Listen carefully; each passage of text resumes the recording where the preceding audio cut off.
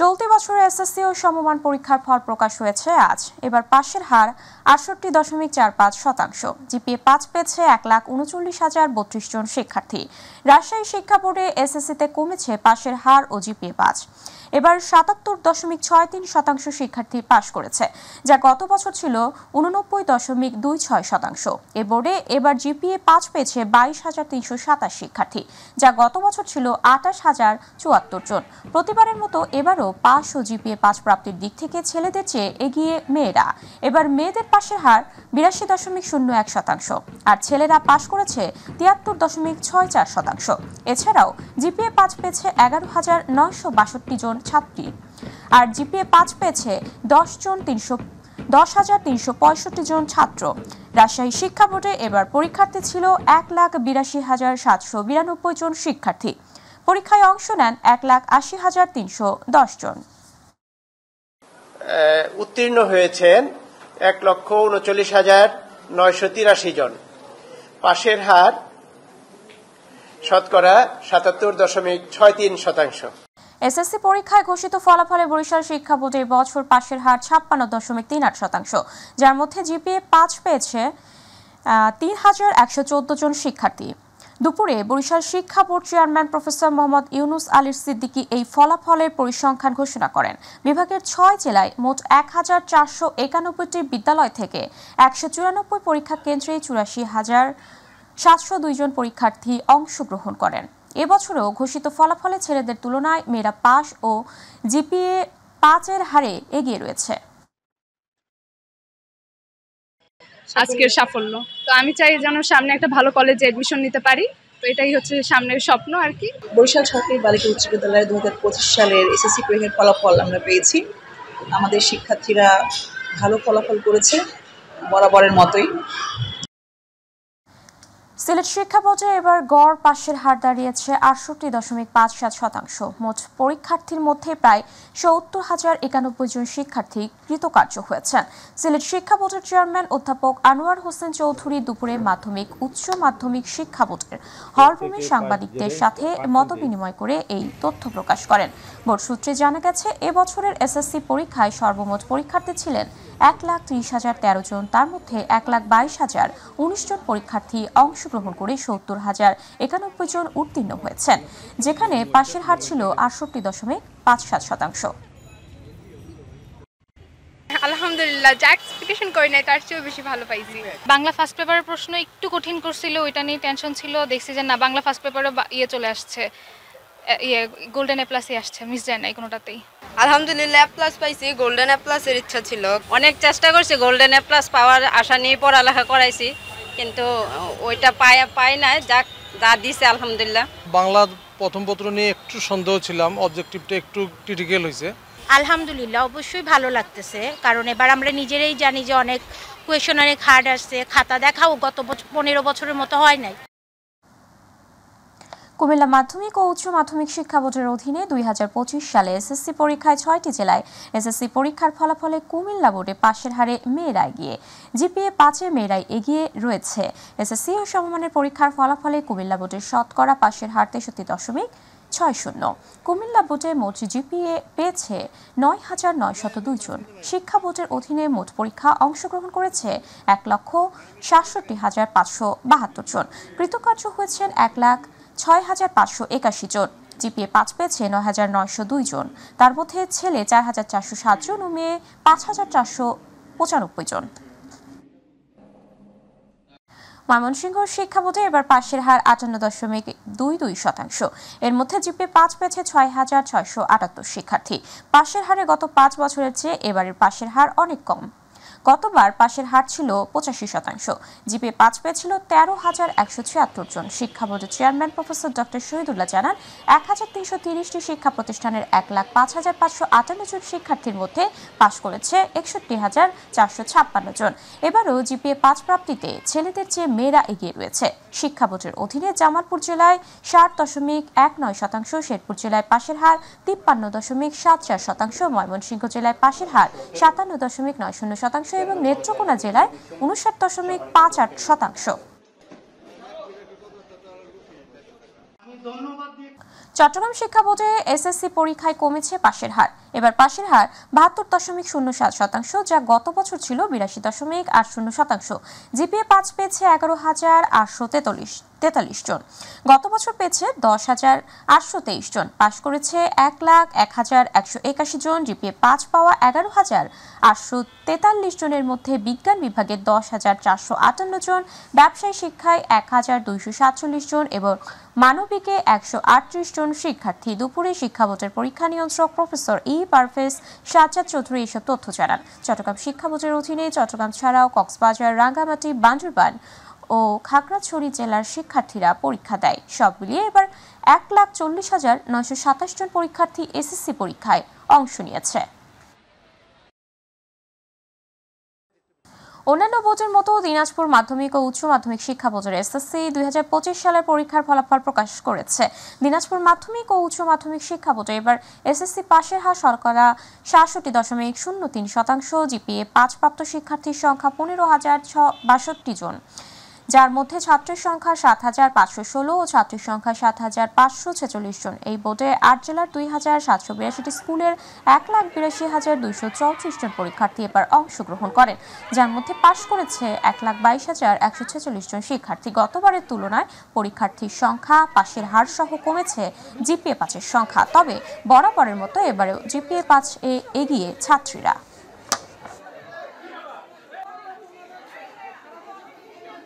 ২০২৫ সালের এসএসসি পরীক্ষায় যশোর শিক্ষা বোর্ডের পাশের হার এবং জিপিএ ৫ প্রাপ্তির সংখ্যা উল্লেখযোগ্যভাবে কমে গেছে। দুপুরে যশোর শিক্ষা বোর্ড কার্যালয়ে আয়োজিত এক সংবাদ সম্মেলনে এই তথ্য জানানো হয়। ঘোষিত ফলাফল অনুযায়ী এবছর যশোর বোর্ডে পাশের হার দাঁড়িয়েছে ৭৩.৬৯%। জিপিএ ৫ পেয়েছে ১৫,৪১০ জন শিক্ষার্থী। অথচ গত বছর এই বোর্ডে পাশের হার ছিল ৯২.৩৩%, আর ২০,৭৬১ জন শিক্ষার্থী জিপিএ ৫ পেয়েছিল। ফলে চলতি বছর পাশের হার কমেছে ১৮.৬৪% এবং জিপিএ ৫ প্রাপ্তির সংখ্যা কমেছে ৫,৩৪১ জন। গত বছর দেশ সেরা ফলাফল করা যশোর বোর্ড এবার সেই অবস্থান ধরে রাখতে পারেনি।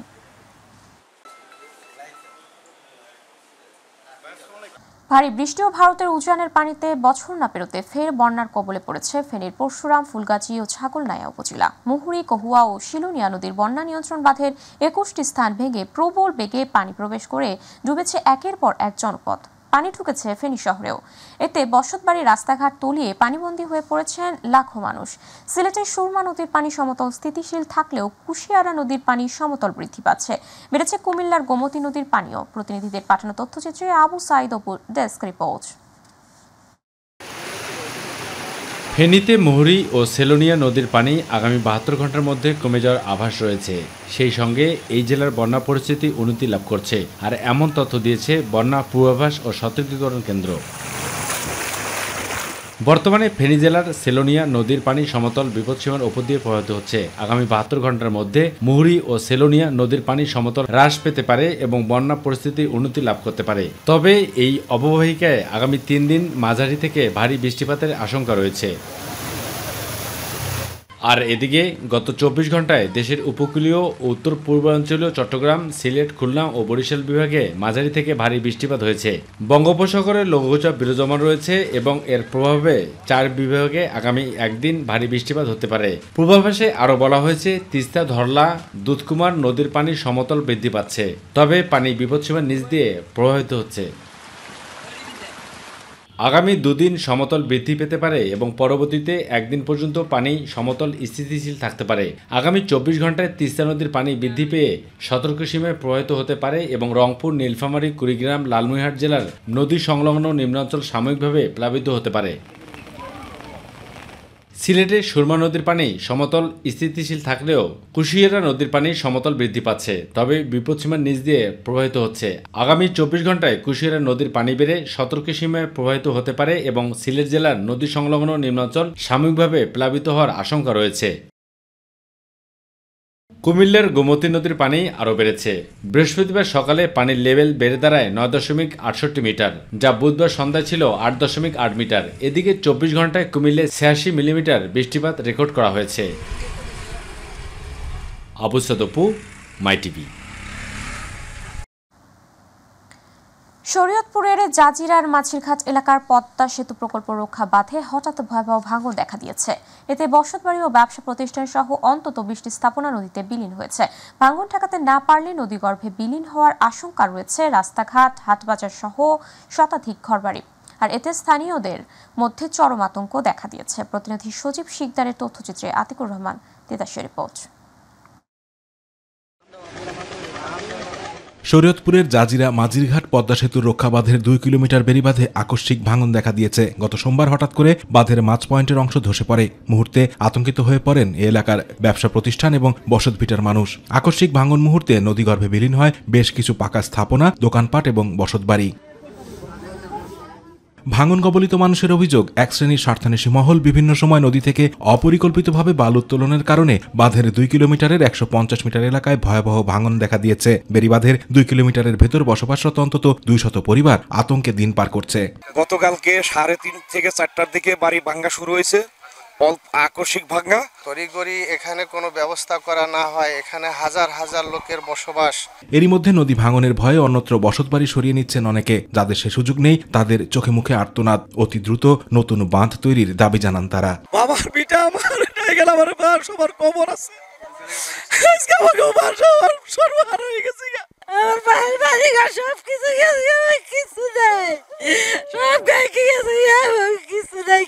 বেড়িবাঁধের জন্য ব্যবস্থাটা যিনি করে দেয় সুন্দর মতন, এটাই আমার সরকারের কাছে দাবি। জাজিরা উপজেলা নির্বাহী কর্মকর্তা বলেছেন, ইতোমধ্যে ভাঙন কবলিত মানুষের মাঝে খাদ্য সামগ্রী ও ঢেউটিন বিতরণ করা হয়েছে। প্রয়োজনে আরো সহযোগিতার আশ্বাস দেন তিনি। দীর্ঘমেয়াদী পরিকল্পনা নেওয়া হচ্ছে, পানি উন্নয়ন বোর্ডের সাথে যোগাযোগ করে আমরা স্থায়ী পরিকল্পনার জন্য আমরা ব্যবস্থা নিচ্ছি।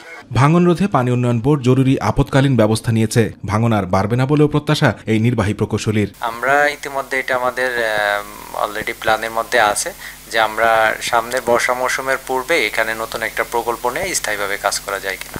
আতিকুর রহমান তিতাস, মাই টিভি। আগামী নির্বাচন সুষ্ঠুভাবে সম্পন্ন করার জন্য বিজেপির সব ধরনের প্রস্তুতি আছে বলে জানিয়েছেন সংস্থাটির মহাপরিচালক মেজর জেনারেল মোহাম্মদ আশরাফুজ্জামান সিদ্দিকী। আজ চট্টগ্রামের সাতকানিয়ায় বিজেপির 103তম রিক্রুট ব্যাচের প্রশিক্ষণ সমাপনী কুচকাওয়াজ অনুষ্ঠান শেষে সাংবাদিকদের সঙ্গে আলাপকালে তিনি এই কথা বলেন। তিনি বলেন, ভোটের সময় সরকার ও নির্বাচন কমিশন যেভাবে নির্দেশ দিবে সেইভাবে বিজেপির দায়িত্ব পালন করবে। সীমান্তের নিরাপত্তা নিশ্চিতে নতুন করে 5000-এরও মতো জনবল যুক্ত করার প্রক্রিয়া শুরু হয়েছে জানিয়ে এ সময় বিজেপি মহাপরিচালক বলেন, আসন্ন জাতীয় নির্বাচনেও দায়িত্ব পালন করবেন নতুন সদস্যরা। ভারতের পৌষিন সম্পর্কে তিনি বলেন, বাংলাদেশি নাগরিক থাকলে তাদের নিয়মিত নিয়মতান্ত্রিকভাবে ফেরত নেওয়া হবে। সুন্দর ফেয়ার ইলেকশনের জন্য যেটা করা দরকার সেই সাপোর্টটুকু আমরা সরকারকে দিতে পারি। নেত্রকোনার দুর্গাপুর উপজেলার বিজয়পুর সীমান্ত দিয়ে 21 বাংলাদেশিকে পুশ ইন করেছে ভারতীয় সীমান্তরক্ষী বাহিনী বিএসএফ। এদের মধ্যে 19 জন তৃতীয় লিঙ্গ ও 2 জন পুরুষ রয়েছে। তাদের বাড়ি ঢাকা, চট্টগ্রাম, রাজবাড়ী, পটুয়াখালী, মৌলভীবাজার, জামালপুর, টাঙ্গাইল, ব্রাহ্মণবাড়িয়া বিভিন্ন এলাকায়। আজ ভোরে জেলার দুর্গাপুরের বিজয়পুর সীমান্ত দিয়ে তাদেরকে পুশ ইন করা হয় বলে জানিয়েছেন নেত্রকোনা 31 বিজেপির বিজয়পুর ক্যাম্প কমান্ডার শহীদুল ইসলাম। তিনি জানান, সীমান্তে হাবিলদার আব্দুল করিমের নেতৃত্বে একটি দল টহল দেওয়ার সময় বাংলাদেশের অভ্যন্তরে আড়াপাড়া এলাকায় বিএসএফ এর পুশিং করা 21 জনকে আটক করে বিজিবি। জামালপুরের বকশীগঞ্জে ধানুয়া কামালপুর সীমান্ত দিয়ে 4 নারী সহ 7 জনকে পুশিং করেছে ভারতীয় বিএসএফ। ভোরে উপজেলার ধানুয়া কামালপুরের 1083 পিলারের কাছ দিয়ে এই পুশিংয়ের ঘটনা ঘটে। পরে সকালে স্থানীয়রা তাদের আটক করে বকশীগঞ্জ থানায় সোপর্দ করে। আটককৃতদের বাড়ি খুলনা, ফরিদপুর, বাগেরহাট ও বরগুনা জেলায়। আটককৃতরা বিভিন্ন সময় কাজের সন্ধানে দালালের মাধ্যমে ভারতের বিভিন্ন শহরে চলে যায়। সম্প্রতি বিভিন্ন সীমান্তে পুশিংয়ের ঘটনা ঘটলে আজ বকশীগঞ্জ সীমান্ত দিয়ে তাদেরও বাংলাদেশে পাঠায় বিএসএফ। বকশীগঞ্জ থানার ভারপ্রাপ্ত কর্মকর্তা খন্দকার শাকির আহমেদ জানান, ধানুয়া কামালপুর সীমান্তে পুশিং করার পর স্থানীয়রা 7 জন আটক করে থানায় সোপর্দ করেছে। জুলাই পদযাত্রা কর্মসূচির অংশ হিসেবে আজ জাতীয় নাগরিক পার্টি এনসিপির কেন্দ্রীয় নেতৃবৃন্দ আজ মাগুরা জেলায় সফর করেন। সফরকালে তারা একটি শান্তিপূর্ণ পদযাত্রার মাধ্যমে মাগুরা শহর প্রদক্ষিণ করেন এবং পথচারী ও স্থানীয় নাগরিকদের সঙ্গে কুশল বিনিময় করেন। পদযাত্রা উপস্থিত ছিলেন এনসিপির আহ্বায়ক নাহিদ ইসলাম, কেন্দ্রীয় নেতা হাসনাত আবদুল্লাহ এবং সার্জিস আলম। এ সময় নেতৃবৃন্দ দেশের সাম্প্রতিক রাজনৈতিক প্রেক্ষাপট, নাগরিক অধিকার এবং দলীয় উন্নয়নমূলক কর্মসূচি নিয়ে সংক্ষিপ্ত বক্তব্য প্রদান করেন।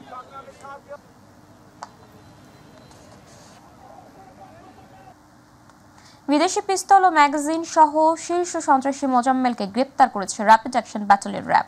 সেই সঙ্গে অভিযানে তার এক সহযোগীকেও গ্রেপ্তার করা হয়েছে। আজ র্যাব 1-এর অধিনায়ক লেফটেন্যান্ট কর্নেল জাকিউল করিম এ তথ্য নিশ্চিত করেছেন। এর আগে বুধবার রাতে রাজধানীর বাড্ডা থানার ইউনাইটেড ইন্টারন্যাশনাল ইউনিভার্সিটি এলাকা থেকে 2 রাউন্ড গুলি ভর্তি 2টি ম্যাগাজিন ও একটি বিদেশি পিস্তল সহ তাদের গ্রেপ্তার করে র্যাব 1-এর একটি আভিযানিক দল। এই বিষয়ে উত্তরার র্যাব 1 কার্যালয় সংবাদ সম্মেলনে লেফটেন্যান্ট কর্নেল জাকিউল করিম জানান, আটককৃত আসামিরা প্রাথমিক জিজ্ঞাসাবাদে তারা অস্ত্র দিয়ে জনগণকে ভয়ভীতি দেখিয়ে চাঁদাবাজি ও মাদক ব্যবসা, অস্ত্র ভাড়া ও কেনাবেচার সাথে জড়িত থাকার কথা স্বীকার করেন। বিভিন্ন ধরনের চাঁদাবাজি এবং সন্ত্রাসমূলক কাজকর্ম করত। রাজশাহীতে চুরি, ছিনতাই এবং হারিয়ে যাওয়া 83টি মোবাইল সেট উদ্ধার করে গ্রাহকদের হাতে তুলে দেওয়া হয়েছে। দুপুরে রাজশাহী মেট্রোপলিটন সদর দপ্তরে প্রেস ব্রিফিং শেষে পুলিশ কমিশনার মোহাম্মদ আবু সুফিয়ান প্রকৃত মালিকদের হাতে উদ্ধারকৃত মোবাইল সেটগুলো তুলে দেন। প্রেস ব্রিফিংয়ে পুলিশ কমিশনার আবু সুফিয়ান জানান, অপরাধ দমনে কঠোর অবস্থানে পুলিশ, তবে ছিনতাই এবং চুরি হওয়া মোবাইলগুলো অনেকেই তথ্য গোপন করে হারিয়েছে বলে সাধারণ ডায়েরি করেন। এতে মূল অপরাধীদের শনাক্ত করা যাচ্ছে না। একই সাথে যারা পুরাতন মোবাইল, ল্যাপটপ ও মোবাইল কেনাবেচার ক্ষেত্রে ক্যাশ মেমো সংগ্রহের পরামর্শ দেন তিনি।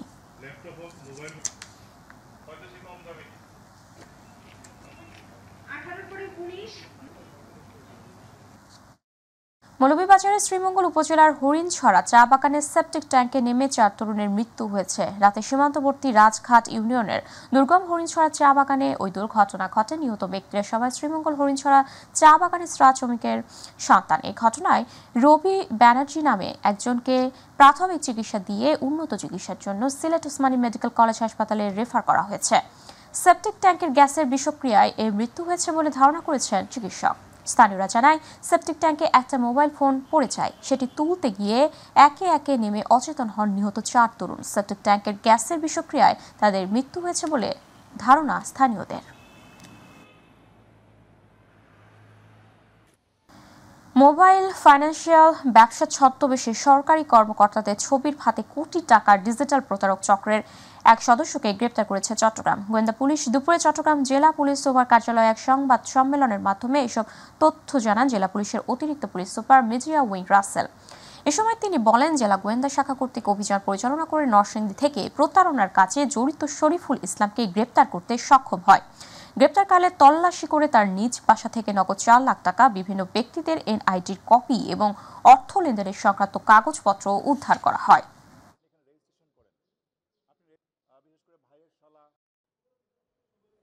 কিছু সদস্য নরসিংদীতে অবস্থান করছিল এবং সেখানে আমরা সাঁড়াশি অভিযান পরিচালনা করি। নরসিংদী জেলা পুলিশের সহযোগিতায় সেখানে অভিযান পরিচালনা করে গতকাল ঘোড়াদিয়া নামক স্থান থেকে শরীফুল ইসলাম নামে একজনকে আমরা গ্রেপ্তার করি। সারা দেশের ন্যায় খুলনাতেও 7 জুলাই থেকে খুলনা সার্কিট হাউস মাঠে শুরু হয়েছে 21 দিন ব্যাপী বিভাগীয় বৃক্ষরোপণ অভিযান ও বৃক্ষ মেলা। মেলাটি প্রতিদিন সকাল 9টা থেকে রাত 9টা পর্যন্ত সর্বসাধারণের জন্য উন্মুক্ত থাকছে। এই মেলায় সরকারি 10টি স্টল সহ মোট 60টি স্টলে নানা প্রজাতির গাছের চারা পাওয়া যাচ্ছে। প্রতিনিয়ত এখানে স্কুল কলেজের শিক্ষার্থী, শহরের লোকজন এবং দূর থেকে আসা মানুষ এই বৃক্ষ মেলা পরিদর্শন ও পছন্দের গাছ সংগ্রহ করছে। এছাড়া বৃক্ষ মেলায় পুলিশের সদস্যদের উপস্থিতি লক্ষ্য করা যায়।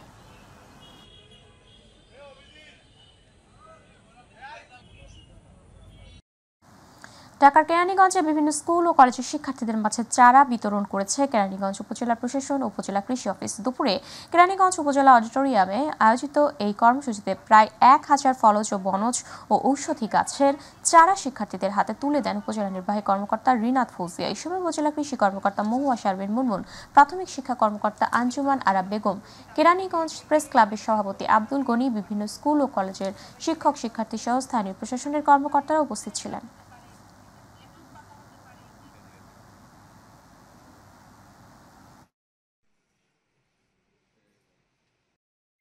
গাজীপুরের টঙ্গীতে ছিনতাইকারীর ছুরিকাঘাতে এক শ্রমিক নিহত হয়েছে। বুধবার ঢাকা ময়মনসিংহ গামী মহাসড়কের আবদুল্লাপুর ফ্লাইওভার থেকে সেনা কল্যাণ ভবনগামী সংযোগ সড়কে এই ঘটনা ঘটে। পুলিশ জানায়, আবদুল্লাপুর ফ্লাইওভার থেকে সেনা কল্যাণ ভবনগামী নামার সংযোগ রাস্তার মাঝামাঝি সড়ক ও জনপথ অফিসের সামনে পৌঁছামাত্র অজ্ঞাতনামা দুষ্কৃতিকারীরা মাহফুজুর রহমানকে আকস্মিকভাবে আক্রমণ করে।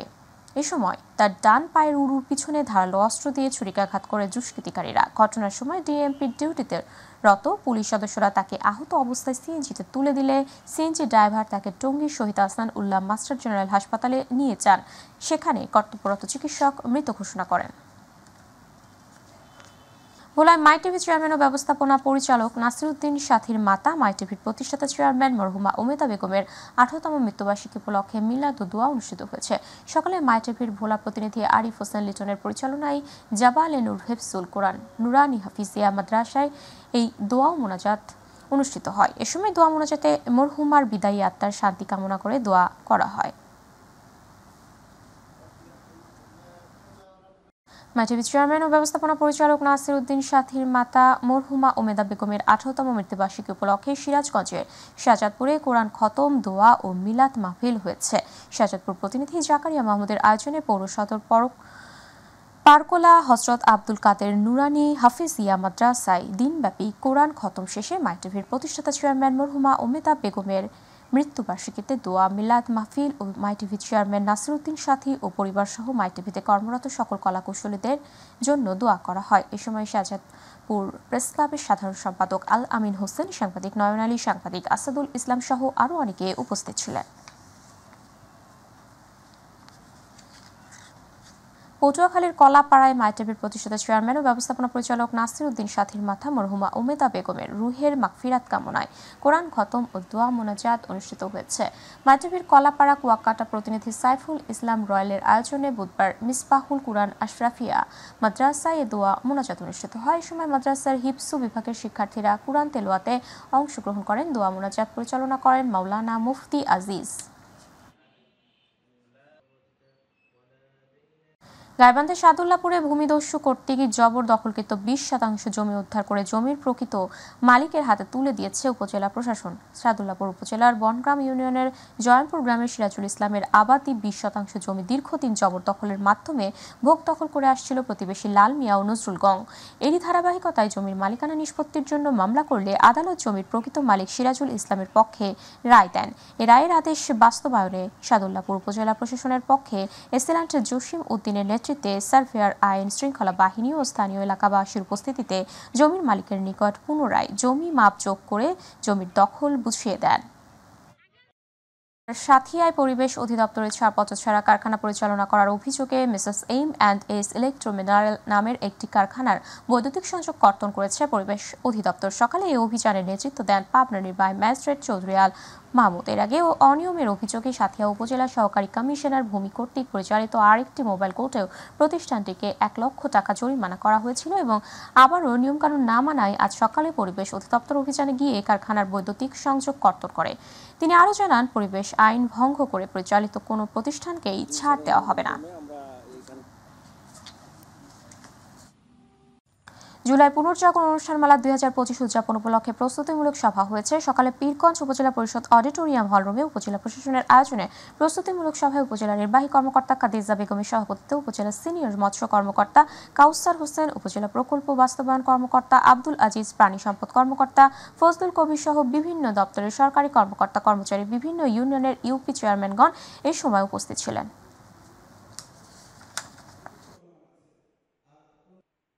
গাজীপুরের কাপাসিয়ায় আইন শৃঙ্খলা পরিস্থিতি নিয়ে এক বিশেষ মতবিনিময় সভা হয়েছে।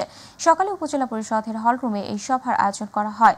সভায় সভাপতিত্ব করেন উপজেলা নির্বাহী কর্মকর্তা তামান্না তাসনিম। অনুষ্ঠানে কাপাসিয়া থানার ভারপ্রাপ্ত কর্মকর্তা জয়নাল আবেদিন, সহকারী কমিশনার ভূমি নুরুল আমিন, উপজেলা বিএনপির আহ্বায়ক শাহ রিয়াজুল হান্নান রিয়াজ, জেলা জামাতের নায়েবে আমির মাওলানা শেফাউল হক, জাতীয় নাগরিক পার্টির কেন্দ্রীয় সংগঠক আব্দুল্লাহ আল মুহিম, কাপাসিয়া জামাত ইসলামের আমির মাওলানা ফরহাদ হোসেন মোল্লা, বিএনপির আহ্বায়ক কমিটির সদস্য সচিব খন্দকার আজিজুর রহমান পেরা উপস্থিত ছিলেন। চট্টগ্রামে স্বৈরাচার বিরোধী আন্দোলনে নিহত শহীদ ওমর বিন আফসারের পরিবারের খোঁজ খবর নিতে তার বাসায় গেছেন বাংলাদেশ জামাত ইসলামীর নেতৃবৃন্দ। আজ বোয়ালখালী আকুবদন্ডি গ্রামে শহীদ ওমর বিন আফসারের কবর জিয়ারত শেষে তার বাসায় পরিবারের সাথে দেখা করেন জামাত নেতারা। এ সময় সংগঠনের চট্টগ্রাম মহানগরী জামাতের ভারপ্রাপ্ত আমির মোহাম্মদ নজরুল ইসলাম, অ্যাসিস্ট্যান্ট সেক্রেটারি মোহাম্মদ উল্লাহ, ডক্টর আবু নাসর উপস্থিত ছিলেন।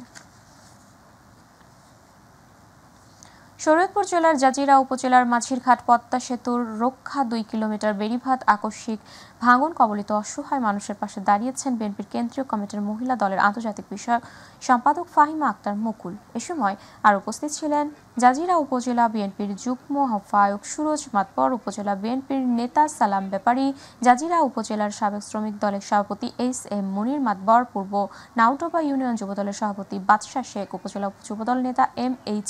আফজাল আকন, পালেচর ইউনিয়ন স্বেচ্ছাসেবক দলের আহ্বায়ক রাজীব ফকির, পূর্ব নাউডোবা ইউনিয়নের ছাত্র দলের সভাপতি সজীব শেখ। জনপ্রতিনিধিদের যারা ছিলেন বিগত দিনে তাদের উদাসীনতার কারণেই আজকে এই শরীয়তপুরের এই মাঝিরঘাট এলাকার মানুষের আজকে এই দুর্দশা।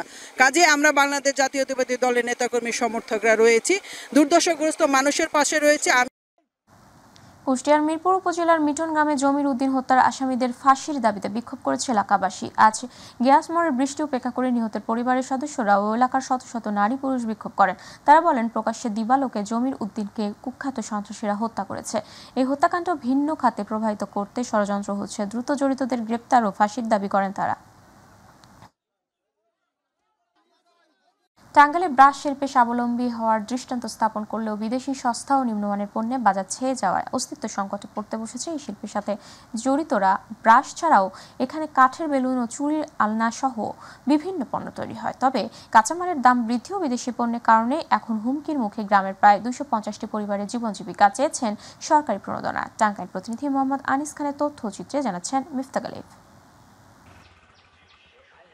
টাঙ্গাইলে দেলদুয়ার উপজেলার হেরেন্দ্রপাড়া গ্রামে 50 বছর আগে ব্রাশ শিল্পের গোড়াপত্তন ঘটে। নিজের অভিজ্ঞতা ও সামান্য পুঁজি নিয়ে বাড়ির ছোট্ট ঘরে স্থানীয় একজন উদ্যোক্তা শুরু করেন ব্রাশ তৈরির কারখানা। ব্রাশ ছাড়াও এখন এখানে তৈরি হচ্ছে কাঠের বেলুন ও চুড়ির আলনা সহ বিভিন্ন ধরনের দৃষ্টিনন্দন পণ্য।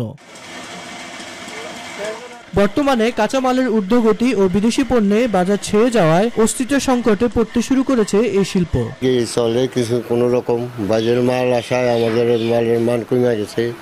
আমাদের এটা চাহিদা একটু ভালোই, কিন্তু এখন ব্যবসা বাণিজ্য ড্যাম, আর এটা চক বাজারে সেল হয়, সিলেটে যায়। দাম বেশি, মজুরি বেশি, তো কারেন্ট বিলও অনেক কিছু দিয়ে পোষায় না আমাদের।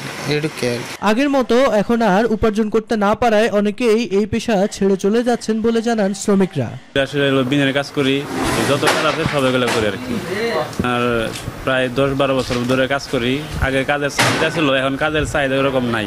এখন আপনার বিরাশে ফিনিশিং করি, বার্নিশ করি। আগে আপনার চাহিদা বেশি ছিল, কাজ করছি বহু। চুল লাগাইতে হয়, লাগিয়ে তারপরে ফিনিশিং করে মানে ছোট মোটো কাইটা মেটে সাইজ করতে হয়, করার পরে বার্নিশ টানিশ করতে হয়, তারপরে কমপ্লিট হয়। এদিকে এই শিল্পের সাথে জড়িত প্রশিক্ষণ ও সব ধরনের সহযোগিতার আশ্বাস দিয়েছেন বিসিক কর্মকর্তা। দেশ ক্ষুদ্র কুটির শিল্প তথা বিসিক টাঙ্গাইল জেলার 12টি উপজেলায় কুটির শিল্পের উপর বিভিন্ন উদ্যোক্তাদের প্রশিক্ষণ সহ নানাবিধ আর্থিক প্রণোদনা সহায়তা প্রদান করা হয়ে থাকে। তখন লাউহাটিতে যেসব উদ্যোক্তা আছে কাঠশিল্পী, ওরা আমাদের এখান থেকে আমাদের ঢাকা হেড অফিসে যোগাযোগ করলে ওরা কাঠের উপরে প্রশিক্ষণ নিতে পারবে। ওখানে পুতুল শিল্প আছে, কাঠ শিল্প আছে। সরকারি বেসরকারি পৃষ্ঠপোষকতায় ঘুরে দাঁড়াবে এই শিল্পের সাথে সম্পৃক্ত সংশ্লিষ্টরা। মিফতা গালিব, মাই টিভি।